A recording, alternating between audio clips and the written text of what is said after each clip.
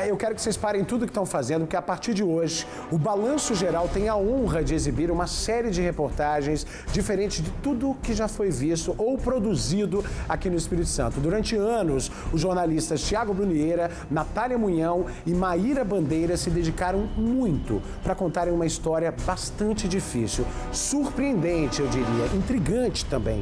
A série está dividida em 4 episódios e busca nada mais, nada menos do que trazer respostas a mães e irmãs que têm uma única pergunta a fazer: cadê o meu bebê?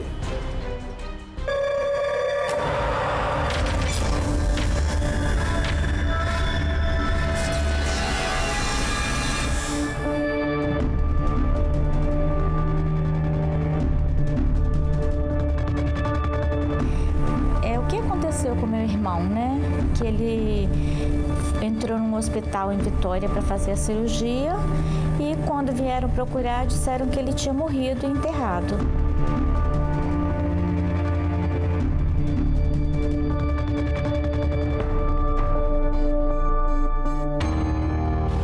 Na série de reportagens especiais que você começa a ver agora, conheceremos a intrigante história de famílias que até hoje desconfiam da versão oficial dada pelo Estado em relação à morte e destino de seus filhos. Para eles, um conjunto de supostas coincidências, somadas às falhas em registros oficiais, só aumentam a desconfiança. E não é para menos.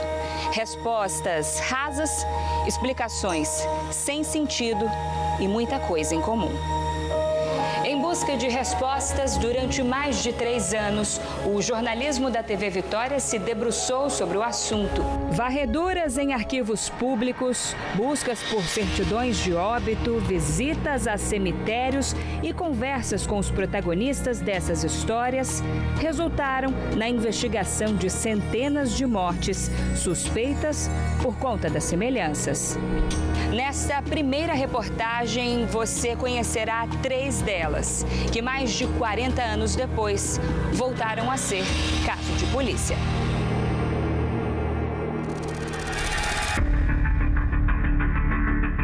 Crianças nascidas na década de 60. Com a simplicidade de famílias do interior. Bebês com as mesmas características físicas. Mortes sem explicação. Todas, embora com família, enterradas em valas comuns, como indigentes.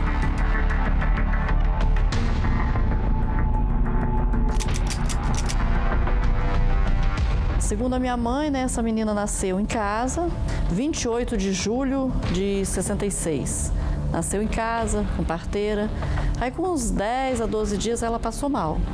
Foi levada, na época, para Domingos Martins. Não tinha nenhum hospital na época, não. Era alguém que atendeu lá, um médico. Aí, ele indicou que trouxesse para o Hospital Infantil de Vitória. Angélica Olunder tinha 14 dias de vida quando foi internada após passar mal. A família de Paraju, em Domingos Martins, tinha apenas o Hospital Infantil em Vitória como referência de lugar para tratar a criança. Porque na época não era permitido ficar acompanhante, né? Os pais não podiam acompanhar a criança.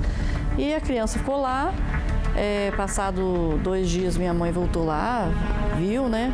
E assim foi acontecendo durante 1 mês, mais ou menos. Toda vez que a mamãe chegava lá, a menina estava melhor. Após quase 2 meses internada, a família recebe a notícia da morte da menina. Na segunda-feira, ela foi decidida assim: hoje eu não volto para casa sem minha filha. Aí quando ela chega lá, para surpresa dela, os enfermeiros estavam na porta, nem deixaram ela entrar no hospital e simplesmente falaram para ela: a criança morreu e já foi enterrada. Começava ali a angústia da família Olunder. Aonde vocês enterraram minha filha? Naquela humildade, né? Muito simples, sem instrução, pensar o que fazer, né? Aí só perguntou isso. Aí as enfermeiras falaram: foi enterrada no Hospital Cemitério Santo Antônio. E sempre eu vi o lamento da minha mãe. Aí só que aí, depois, quando ela chegou, voltou para casa, né? As pessoas começaram a falar: não, mas isso não está certo. Porque se a criança morreu, né, eles não podiam ter enterrado sem vocês ver o corpo, sem vocês assinar papel nenhum, não foi pedido nada, não assinar um papel, nada na época. Simplesmente teve essa resposta e voltou para trás com aquela dúvida, aquela dor, né? Nós ia olhar todo dia lá, todo dia nós estava lá por olhar como é que ela estava. Aí ela melhorava, cada vez ela melhorava mais. Ela ficou quase 2 meses lá. Só falaram que ela morreu e ontem e já está sepultada. Só isso.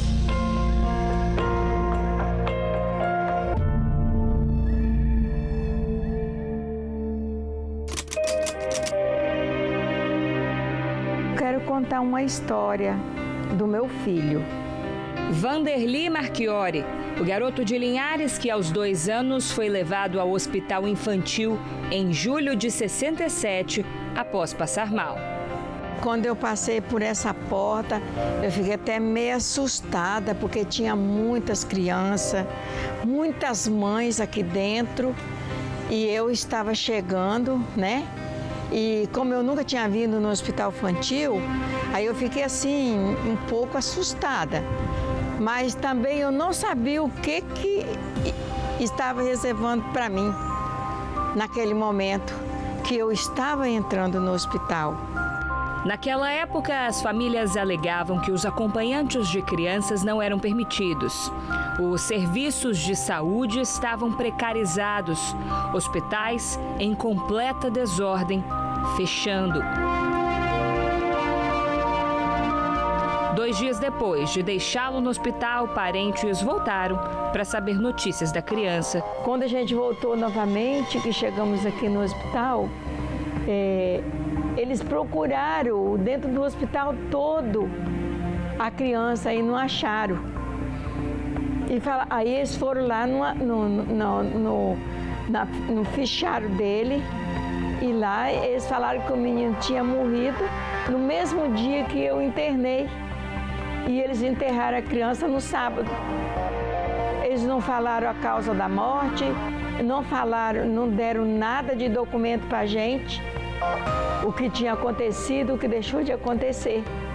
E a gente voltou para casa, nunca mais a gente pôde ver a criança desde a partir do momento que a gente internou.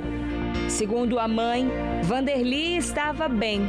Para ela, não há explicação para a morte do garoto.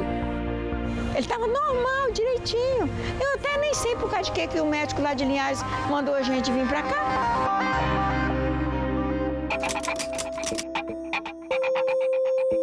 Eu estou procurando o meu irmão, que é o mais velho, né? Ele é mais velho do que eu um pouquinho. Ele é José Roque Fabres. Uma criança de Marilândia, no interior do estado, que teria nascido intersexo, condição da qual o garoto tinha os 2 órgãos sexuais. Com 2 anos, foi marcada uma cirurgia para redesignação. E o médico disse que tinha que esperar mais um tempo, para ele completar 2 anos, que aí eles podiam fazer a cirurgia.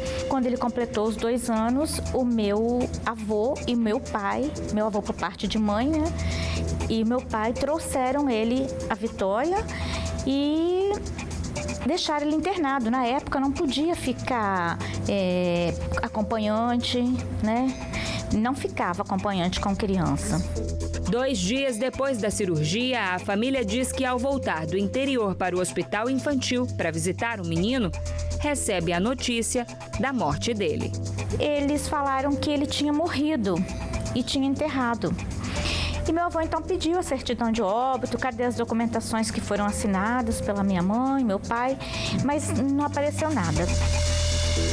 Mortes que para as famílias não têm explicação, perdas que nunca foram entendidas. O que aconteceu com meu irmão, né? Que ele entrou num hospital em Vitória para fazer a cirurgia e quando vieram procurar disseram que ele tinha morrido e enterrado. Então, não teve certidão de óbito, não teve documentação nenhuma entregue pelo hospital. Eu quero muito encontrar se ele estiver vivo, né?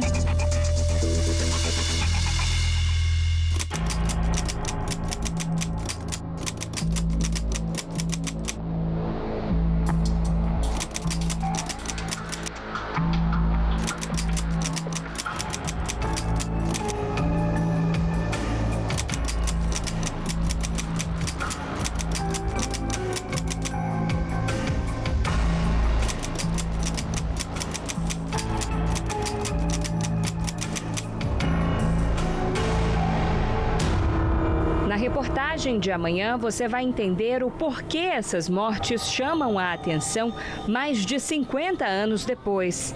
Um mergulho em todos os registros disponíveis levantam suspeitas, apontam falhas e trazem angústia aos familiares.